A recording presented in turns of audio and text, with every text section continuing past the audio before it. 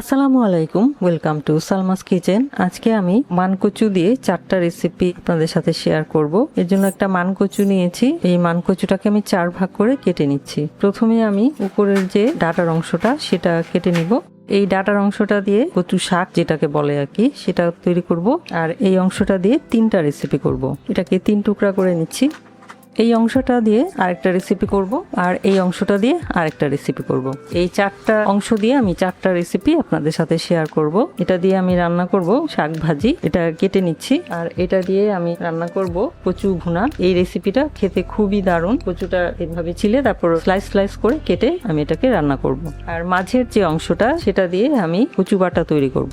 আর এই অংশটা দিয়ে আমি আরেকটা রেসিপি করব। এই রেসিপিটাও খেতে মজা। এখন সবগুলোই আমি এক এক করে কেটে নিয়ে তারপরে আপনাদের সাথে একটা একটা করে রেসিপি শেয়ার করব। চলুন তাহলে শুরু করি। সবার প্রথমে রান্না করব কচুর ডাটা। কচুর ডাটা রান্না করার জন্য এখানে আমি কচুর ডাটাগুলোকে খোসাটা বাদ দিয়ে তারপর এরকম করে কেটে নিয়েছি সিদ্ধ করার সুবিধার জন্য। আপনারা চাইলে এর চেয়ে মোটা করেও কেটে নিতে পারেন, কোনো সমস্যা নেই, কারণ এটাকে আমি এখন সিদ্ধ করে নিব। চলে যাচ্ছি চুলায়। বড় একটা সসপ্যান নিলাম, এর মধ্যে নিয়ে নিব কেটে ধুয়ে রাখা কচু শাক। এর মধ্যে দিয়ে দিব 2 কাপ পরিমাণ পানি, সেই সাথে দিয়ে দিব 1 চা চামচ পরিমাণ লবণ, নেড়ে চেড়ে দিব। এবার ঢাকনা দিয়ে চুলাটা অন করে শাকটাকে সেদ্ধ করে নিব 10 মিনিট। ফিরে আসছি 10 মিনিট পর। চুলার আঁচটা মাঝারিতে থাকবে। ফিরে এলাম 10 মিনিট পর, ঢাকনা খুলছি। এতক্ষণে এই যে কচু শাকটা সেদ্ধ হয়ে গেছে। এবার এই সেদ্ধ করে নেওয়া কচু শাকটা একটা স্ট্রেনারে ছেঁকে নিব, পানিটা যাতে ঝরে যায়। স্ট্রেনারে নিয়ে নিলাম। এবার অপেক্ষা করব পানিটা ঝরে যাওয়া পর্যন্ত। ফিরে আসছি কচু শাকের পানিটা ঝরে যাওয়ার পর। সেদ্ধ করা কচু শাকটা ঠান্ডা হয়ে গেছে। এবার আমি এটাকে রান্না করব। রান্না করার জন্য নিয়ে নিয়েছি এখানে আধা কাপ পরিমাণ চিংড়ি মাছ, মিডিয়াম সাইজের চিংড়ি মাছ। এখানে 15টার মতো চিংড়ি মাছ আছে। চিংড়ি মাছের লেজ, মাথা, খোসা সবই বাদ দিয়ে দিয়েছি। তো এবারে চলে যাব চুলায় রান্নাটা শুরু করতে। কড়াইতে দিয়ে দিব 4 টেবিল চামচ পরিমাণ রান্নার তেল। সরিষার তেল দিয়ে রান্নাটা করছি, আপনারা যে কোনো তেল দিয়ে রান্নাটা করতে পারবেন। তেলটা গরম করে নিব। তেল গরম হয়ে গেলে দিয়ে দিব 1/3 কাপ পরিমাণ পেঁয়াজ কুচি। পেঁয়াজ কুচিটাকে হালকা লাল করে ভেজে নিব। পেঁয়াজ কুচি হালকা লাল হয়ে গেলে দিয়ে দিব 1 চা চামচ পরিমাণ আদা এবং রসুন বাটা।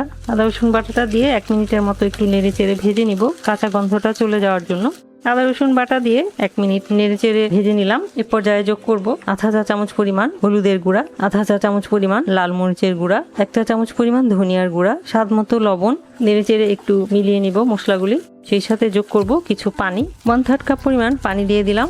এবার মশলাগুলিকে ভালো করে কষিয়ে নিব। মশলা কষানো হয়ে গেলে দিয়ে দিব ধুয়ে পরিষ্কার করে নেওয়া চিংড়ি মাছ। এবার চিংড়ি মাছগুলোকে মশলার সাথে 3 মিনিটের মতো কষিয়ে নিব। ঢাকনা দিয়ে দিলাম 3 মিনিটের জন্য। এর মাঝে ঢাকনা খুলে দুবার নেড়ে দিব। ফিরে এলাম 3 মিনিট পর, ঢাকনা খুলছি। মশলার সাথে চিংড়ি মাছগুলি ভালো করে কষানো হয়ে গেছে। এই পর্যায়ে দিয়ে দিব সেদ্ধ করে রাখা কচু শাক বা কচুর ডাটা সেদ্ধ। এবার নেড়ে চেড়ে মশলা এবং চিংড়ি মাছের সাথে মিলিয়ে নিব। নেড়ে চেড়ে মশলা এবং চিংড়ি মাছের সাথে কচু শাকটাকে মিলিয়ে নিলাম। এবার আর কিছুই না, নাড়তে থাকবো যেন নিচে লেগে না যায়। এবং এভাবে নাড়তে নাড়তে 5 মিনিট রান্না করে নিব চুলার আঁচটা মাঝারিতে রেখে। ফিরে আসছি তাহলে 5 মিনিট পর। ফিরে এলাম 5 মিনিট পর। কচুর মধ্যে যে পানিটা ছিল সেই পানিটা মোটামুটি শুকিয়েছে, তবে আমি আরো শুকিয়ে নিব। কচু রান্নায় যত বেশি পানি শুকিয়ে নেওয়া যাবে বা যত বেশি রান্না করা হবে নেড়ে চেড়ে, তত কিন্তু বেশি মজা হয়। শাক বলি আর যে কোনো কিছুই বলি, যত বেশি পানি শুকিয়ে নেওয়া হবে ততই কচুর টেস্ট বাড়ে। তো আমি আরো 5 মিনিট নেড়ে চেড়ে রান্না করে নিচ্ছি। এতক্ষণ আমি রান্না করেছি, একটু পরপর নেড়ে দিয়েছি, কিন্তু এবার আমাকে অনবরত নেড়ে চেড়ে রান্না করতে হবে, যেহেতু পানিটা প্রায় শুকিয়ে গেছে। এখন একটু আমি ভাজা ভাজা করে নিচ্ছি। এতে আমার 4 থেকে 5 মিনিট সময় লাগতে পারে। ফিরে আসছি তাহলে 4 থেকে 5 মিনিট পর। ফিরে এলাম আরো 4 মিনিট পর। কচুর ভেতরে যে পানিটা ছিল একদমই প্রায় শুকিয়ে গেছে। এ পর্যায়ে কিছু উপকরণ যোগ করব। দিয়ে দিব 1 স্লাইস লেবু রস। এখানে প্রায় 2 চা চামচ পরিমাণ লেবু রস হবে। সেই সাথে যোগ করব আধা চা চামচ পরিমাণ ভাজা জিরার গুঁড়া এবং 5টি আস্ত কাঁচামরিচ। হাতাটা দিয়ে 2-1টা কাঁচামরিচ ভেঙে দিব। এখন নেড়ে চেড়ে আর 2 মিনিটের মতো ভেজে নিব, তাহলে আমার রান্নাটা একদম শেষ হয়ে যাবে। এই যে কড়াই থেকে উঠে উঠে আসছে, তার মানে আমার কচুটা রান্না একদম শেষ পর্যায়ে আছে, একদম শেষ হয়ে গেছে। যতটুকু পানি ছিল একদমই শুকিয়ে গেছে, হালুয়ার মতো উঠে উঠে আসছে, তার মানে রান্নাটা হয়ে গেছে। কচু এরকম ভাবেই রান্না করলে বেশি মজা লাগে। যত বেশি পানিটা শুকানো হবে তত বেশি গলায় ধরার সম্ভাবনাও কমে যায় এবং খেতেও টেস্ট হয়। নেড়ে চেড়ে 2 মিনিটের মতো রান্না করে নিলাম। চুলাটা বন্ধ করে দিয়ে এবার পরিবেশন করে নিব। তো এভাবে রান্না করে নিলাম চিংড়ি মাছ দিয়ে কচুর ডাঁটা বা কচু শাক। এভাবে কচুর ডাঁটা বা কচু শাক যদি চিংড়ি মাছ দিয়ে রান্না করা হয় অসাধারণ মজা হয়। তো আপনারা চাইলে এভাবে রান্না করে টেস্ট করে দেখতে পারেন। অল্প একটু চিংড়ি মাছ দিয়েও কিন্তু এভাবে রান্না করলে খেতে অনেক মজা হয়। খুবই মজার একটা রেসিপি এটা। আশা করছি আপনারা এভাবে ট্রাই করে দেখবেন, আশা করছি ভালো লাগবে। এবারে রান্না করব কচুর মাছের যে অংশটা সেটা আমি খোসাটা বাদ দিয়ে এরকম আধা ইঞ্চি পুরু করে গোল গোল করে কেটে নিয়েছি। এই রান্নাটা আমি শিখেছি মুন্সিগঞ্জ থেকে। মুন্সিগঞ্জের মানুষরা এটা খায় এবং খুবই মজার একটা রেসিপি। এটা রান্নার পর বোঝাই যায় না যে এটা কচু দিয়ে রান্না করা হয়েছে। আমি এটাকে কাঁটা চামচ দিয়ে একটু ফুটো করে নিব যাতে ভিতরে অতিরিক্ত কষটা থাকে সেটা চলে যায় এবং মশলা যাতে ভিতরে ঢুকতে পারে, তার জন্যই এই পদ্ধতিটা করা হয়। অথেন্টিক রেসিপিতে এটাকে একটু দাগ কেটে নেওয়া হয়। তো আমি কাঁটা চামচ দিয়ে এভাবে একটু ফুটো করে নিই। আমার কাজের সুবিধার জন্য আমি এটা এভাবে করে নিই। আমার কাছে মনে হয় এভাবে করলে বেশি ভালো হয় রান্নাটা, তাই আমি এভাবেই করে নিই। এভাবে ফুটো করে দিচ্ছি, খুব বেশি কঠিন কাজ না, খুবই ইজি ভাবে করে নেওয়া যায়। সবগুলোই আমি ফুটো করে নিলাম। এখন আমি এই কেচে নেওয়া কচুর অংশগুলো একটা মিক্সিং বোলে নিয়ে নিব। এবার এর মধ্যে দিয়ে দিব আধা চা চামচ পরিমাণ লবণ। লবণটা দিয়ে একটু মেখে নিব, মেখে রেখে দিব 10 মিনিট। ফিরে আসছি 10 মিনিট পর। ফিরে এলাম 10 মিনিট পর। এবারে আমি কচুগুলোকে এভাবে চাপ দিয়ে দিয়ে ভিতরের যে কষটা আছে সেটা বের করে নিব, তাহলে আর গলায় লাগার ভয় থাকবে না। এই প্রসেসটা অবশ্যই করে নিতে হবে, কারণ কচু তো কিছু না কিছু তো গলায় লাগতেই পারে, তার জন্য এই প্রসেসটা অবশ্যই করে নিতে হবে। যতটা সম্ভব চিপে আমি রসটা বের করে নিলাম। হালকা ভাবে কিন্তু চাপ দিতে হবে, অনেক জোরে চাপ দেওয়া যাবে না। তো এভাবে আমি করে নিলাম এবং একইভাবে সবগুলাই করে নিব। এভাবে চাপ দিলে কিন্তু অনেক পানি বের হবে ভেতর থেকে। এভাবেই আমি বাকিগুলা থেকেও চিপে চিপে রস বের করে নিচ্ছি। সবগুলা থেকেই অনেকটাই পানি বের হয়েছে, প্রায় 4 টেবিল চামচের মতো হবে। পানিটা ফেলে দিয়ে আমি বাটিটা ধুয়ে নিয়ে এলাম। এবার এর মধ্যে পর্যাপ্ত পানি দিয়ে আবারও আমি কচুগুলা ধুয়ে একটু চিপে নিব। এই প্রসেসটা করার মাধ্যমে এর মধ্যে যদি গলায় ধরার কোনো কিছু থাকে সেটা অনেকটাই কমে যাবে। এবার পানিটা ফেলে দিচ্ছি। মিক্সিং বলে কচুটা নিয়ে নিলাম। এখন এর মধ্যে দিয়ে দিব 1 চা চামচের 3 ভাগের 1 ভাগ পরিমাণ লবণ, 1 চা চামচের 3 ভাগের 1 ভাগ পরিমাণ হলুদের গুঁড়া আর 1 চা চামচের 4 ভাগের 1 ভাগ পরিমাণ লাল মরিচের গুঁড়া দিয়ে এবার মেখে নিব। মেখে নিলাম। এবার চলে যাব চুলায়। ফ্রাই প্যানে দিয়ে দিব 3 টেবিল চামচ পরিমাণ রান্নার তেল। আমি সরিষার তেল দিয়ে রান্নাটা করছি, আপনারা যে কোনো তেল দিয়ে রান্নাটা করতে পারবেন। তেলটা ফ্রাই প্যানের চারপাশে ছড়িয়ে নিব এবং চুলাটা অন করে তেলটা গরম করে নিব। তেল গরম হয়ে গেলে এর মধ্যে হলুদ লবণ মরিচ দিয়ে মেখে নেওয়া কচুগুলো দিয়ে দিব। এক ব্যাচে সবগুলো দিয়ে দিলাম। এবার দুপাশই হালকা লাল করে ভেজে নিব। এক পাশ ভাজা হয়ে গেছে, একইভাবে অপর পাশও 2 মিনিট ভেজে নিলেই হয়ে যাবে। মিডিয়াম হাই হিটে 2 মিনিট ভেজে নিব। আর 2 মিনিট পর অপর পাশও ভাজা হয়ে গেছে। এবার এগুলো তুলে নিব। তুলে নিলাম। এবার রয়ে যাওয়া তেলের সাথে দিয়ে দিব আর 2 টেবিল চামচ পরিমাণ রান্নার তেল। তেল গরম করে নিব। তেল গরম হয়ে গেলে দিয়ে দিব 1/4 কাপ পরিমাণ পেঁয়াজ কুচি। পেঁয়াজ কুচিটাকে হালকা লাল করে ভেজে নেব। পেঁয়াজ কুচিটা হালকা লাল হয়ে গেলে দিয়ে দিব 1/4 চা চামচ পরিমাণ আদা এবং রসুন বাটা। নেড়ে চেড়ে আদা রসুন বাটার কাঁচা গন্ধটা চলে যাওয়া পর্যন্ত ভেজে নিব। 1 থেকে 1.5 মিনিট ভেজে নিলেই হবে। আদা রসুন বাটা দিয়ে 1 মিনিটের মতো ভেজে নিলাম। এবার যোগ করব স্বাদ মতো লবণ। আমি 1 চা চামচের 3 ভাগের 1 ভাগ পরিমাণ লবণ এ পর্যায়ে যোগ করছি, পরে দেখে আরো যোগ করা যাবে। সেই সাথে দিয়ে দিব 1 চা চামচের 3 ভাগের 1 ভাগ পরিমাণ হলুদের গুঁড়া, 1 চা চামচের 3 ভাগের 1 ভাগ পরিমাণ লাল মরিচের গুঁড়া, 1 চা চামচ পরিমাণ ধনিয়ার গুঁড়া। সেই সাথে দিয়ে দিব 1/4 কাপ পরিমাণ পানি। এবার মশলাগুলোকে ভালো করে কষিয়ে নিব। মশলা কষানো হয়ে গেলে এ পর্যায়ে যোগ করব সেই যে ভেজে রেখেছিলাম কচু, সেই কচুটা। এবার কচুটা মশলার সাথে 2 থেকে 3 মিনিট একটু নেড়ে চেড়ে কষিয়ে নিব, যাতে মশলাগুলি ভেতরে ভালো মতো ঢুকতে পারে। নেড়ে চেড়ে মশলার সাথে মিশিয়ে ঢাকনা দিয়ে দিলাম 2 মিনিটের জন্য। এর মাঝে একবার ঢাকনা খুলে নেড়ে দিব। ফিরে আসছি 2 মিনিট পর। এলাম 2 মিনিট পর, ঢাকনা খুলছি। মশলার সাথে ভালো করে কষানো হয়ে গেছে। এ পর্যায়ে ভালো করে সেদ্ধ হওয়ার জন্য দিয়ে দিব 1 কাপ পরিমাণ পানি। পানিটা দিয়ে ঢাকনা দিয়ে রান্না করব 5 মিনিট। এর মাঝে ঢাকনা খুলে একবার কচুগুলোকে উল্টিয়ে দিব। ফিরে আসছি 5 মিনিট পর। ফিরে এলাম 5 মিনিট পর, ঢাকনা খুলছি। এর মাঝে আমি ঢাকনা খুলে একবার উল্টিয়ে দিয়েছিলাম, আবার উল্টিয়ে দিচ্ছি। এর মাঝে কিন্তু সেদ্ধ হয়ে গেছে। এ পর্যায়ে দিয়ে দিব আধা চা চামচ পরিমাণ ভাজা জিরার গুঁড়া এবং 8টি আস্ত কাঁচা মরিচ ঘ্রাণের জন্য দিলাম। একটু নেড়ে চেড়ে দিব। ঢাকনা দিয়ে এবার অপেক্ষা করব 2 মিনিট। এলাম 2 মিনিট পর, ঢাকনা খুলছি। হাতলটা ধরে একটু নেড়ে চেড়ে নিলাম। এবার চুলাটা বন্ধ করে দিয়ে পরিবেশন করে নেব। সরাসরি ফ্রাই প্যান থেকে ডিশে ঢেলে নিচ্ছি। তো ওইভাবেই আমি কচুর মাঝের নরম অংশটা দিয়ে আমি খুবই মজার একটা রেসিপি তৈরি করে নিলাম। এভাবে আপনারা চাইলেও এই রেসিপিটা তৈরি করে খেতে পারেন, খুবই মজার। এটা খেয়ে কেউ বুঝতেই পারবে না যে এটা কচু দিয়ে তৈরি করা হয়েছে, এতটাই মজার হয়। তো আশা করছি রেসিপিটা আপনারা একবার হলেও ট্রাই করে দেখবেন, আশা করছি ভালো লাগবে। এবারে রান্না করব ইন্দোবালার ভাতের হোটেলের কচু বাটা। এটা অসম্ভব মজার হয় আর রেসিপিটা খুবই সিম্পল। তো এর জন্য এখানে আমি মাঝের অংশটা খোসাটা বাদ দিয়ে এরকম 4 টুকরা করে কেটে নিয়েছি। এবার এটাকে পানিতে ডুবিয়ে রাখবো। এখন এই টুকরোগুলোকে গ্রেটারের সাহায্যে গ্রেট করে নিব। একটা টুকরা গ্রেট করে নিলাম, এখন বাকিগুলাও করে নিব।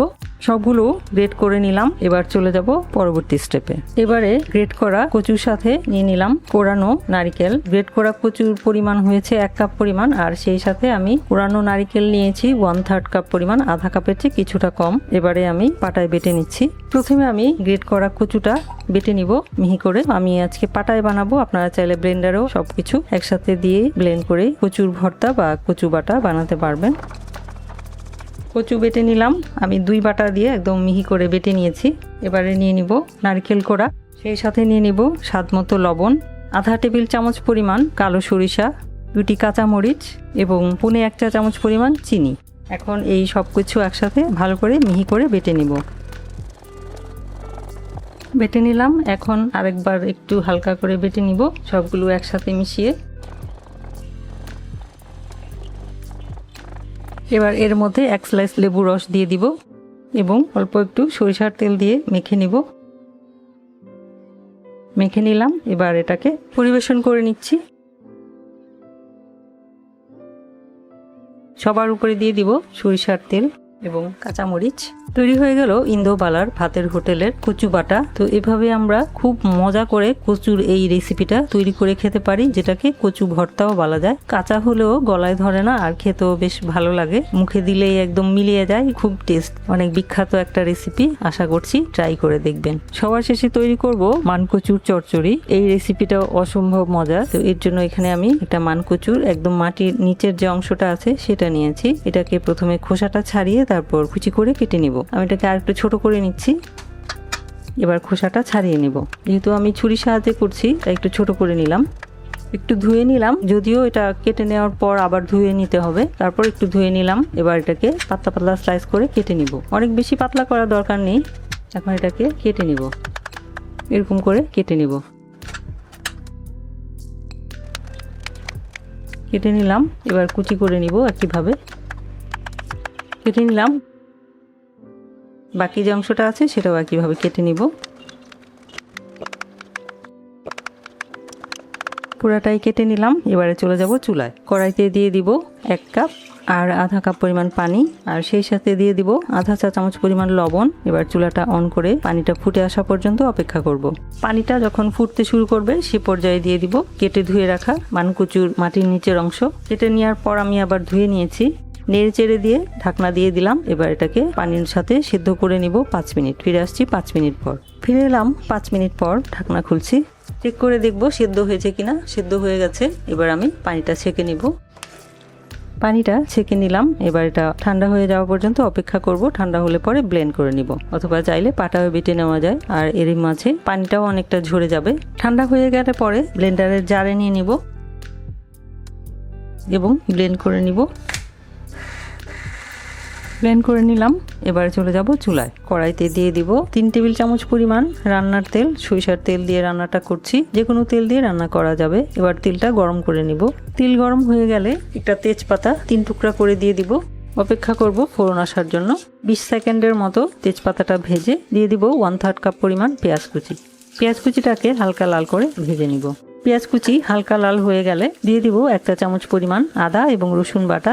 আদা রসুন বাটা দিয়ে 1 মিনিটের মতো একটু ভেজে নিব, কাঁচা গন্ধটা চলে যাওয়ার জন্য।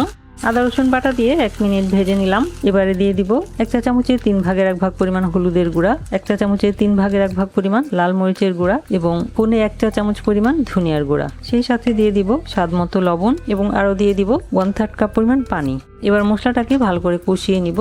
মশলা কষানো হয়ে গেলে, তেল আর মশলা আলাদা হয়ে গেলে দিয়ে দিব সিদ্ধ করে ব্লেন্ড করে রাখা কচু। এখন আর কিছুই না, এখন নাড়াচাড়া করতে থাকতে হবে। নাড়াচাড়া করতে করতেই রান্নাটা হয়ে যাবে। যত বেশিক্ষণ ধরে এটাকে নাড়াচাড়া করে ভাজা হবে তত বেশি কচুটা খেতে মজা হবে। আমি মিডিয়াম লো আছে 5 মিনিটের মতো কচুটাকে রান্না করে ফিরে আসছি। ফিরে এলাম 5 মিনিট পর। আমার কচুটা রান্না হয়ে গেছে, কড়াই থেকে উঠে উঠে আসছে, তার মানে এই কচুটা রান্না হয়ে গেছে। এই পর্যায়ে এসে টেস্ট করে দেখবেন, যদি গলায় লাগে তাহলে আরো কিছুক্ষণ শুকিয়ে নিতে হবে, তাহলে আর কচুটা গলায় লাগবে না। এই পর্যায়ে কিছু উপকরণ যোগ করব। দিয়ে দিচ্ছি আধা চা চামচ পরিমাণ ভাজা জিরার গুঁড়া, 1 স্লাইস লেবু রস। লেবু রসটা দিলে গলায় ধরার সম্ভাবনাটা কম থাকে, অথবা চাইলে আপনারা খাওয়ার সময় লেবু রস যোগ করে খেতে পারেন। এবং সেই সাথে দিয়ে দিব কিছু আস্ত কাঁচামরিচ 2 টুকরা করে ভেঙে দিয়ে আরো 2-3 মিনিট আমি একটু নাড়াচাড়া করে নিব, তাহলে আমার রান্নাটা হয়ে যাবে। এই রেসিপিতে আর কোনো কিছুর প্রয়োজন নেই, এভাবে রান্না করলে এটা খেতে অনেক মজা লাগে। কচু তো যে কোনো ভাবে রান্না করলেই কিন্তু খেতে ভালো লাগে। আর আমার কাছে কচুর মাটির নিচের অংশটা এভাবে রান্না করে খেতেই বেশি ভালো লাগে। অনেকটা মগজের মতো লাগে, একটু মিষ্টি মিষ্টি লাগে, অনেক ভালো লাগে খেতে। আরো 2-3 মিনিট আমি একটু নেড়ে চেড়ে নিলাম, আমার রান্নাটা হয়ে গেছে। এবার চুলাটা বন্ধ করে দিয়ে পরিবেশন করে নিব।